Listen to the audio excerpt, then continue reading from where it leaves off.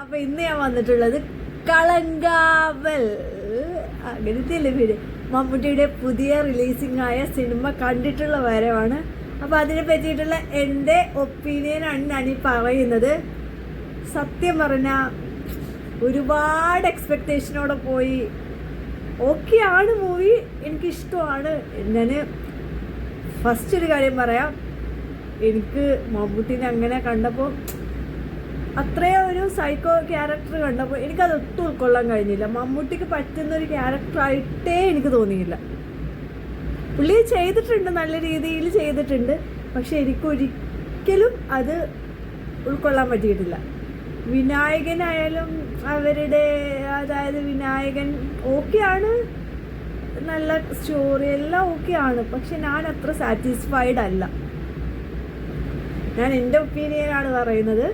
പിന്നെ അത് മാത്രമല്ല, അതിൽ ഇപ്പോൾ മമ്മൂട്ടീനെ പോലുള്ള ഒരാൾ ഇപ്പോൾ നേരത്തെ ഒരു ഇതിൽ മൂവിയുടെ ഒരു ഫങ്ഷനിൽ മമ്മൂട്ടി പറഞ്ഞിട്ടുണ്ടായിരുന്നു, എൻ്റെ റോള് വിനായകനും വിനായകൻ്റെ റോള് ഞാനും ചെയ്യാൻ. പിന്നെ മമ്മൂട്ടി അത് മാറ്റിയതാണെന്ന് പറയുന്നുണ്ട്. അതായത് മമ്മൂട്ടി സൈക്കോ ക്യാരക്ടർ ഞാൻ ചെയ്യാം എന്നുള്ള രീതിയിൽ പറയുന്നുണ്ട്. പക്ഷേ വിനായകനാണ് ആ സൈക്കോ റോള് ചെയ്തിട്ടുണ്ടായിരുന്നു എങ്കിൽ ഞാനിപ്പോൾ മൂവിയുടെ ഇത് പറയല്ല, സ്റ്റോറി പറയുമല്ല. ഇപ്പോൾ കാണാത്തവരുണ്ട് വെച്ചാൽ ഇപ്പോൾ തന്നെ സ്കിപ്പ് അടിച്ച് പൊക്കോളൂ.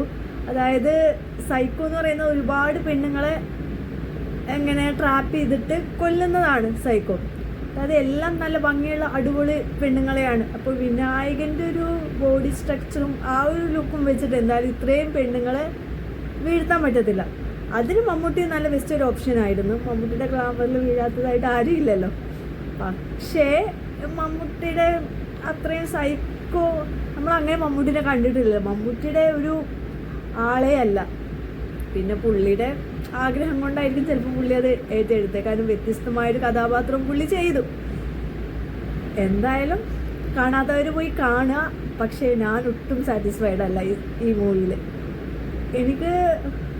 ഞാനൊട്ടും സാറ്റിസ്ഫൈഡ് അല്ല. എനിക്ക് അത്ര ഇഷ്ടമായില്ല. പേഴ്സണലി എൻ്റെ ഒപ്പീനിയനാണ് ഞാനിവിടെ പറഞ്ഞത്. Okay, by.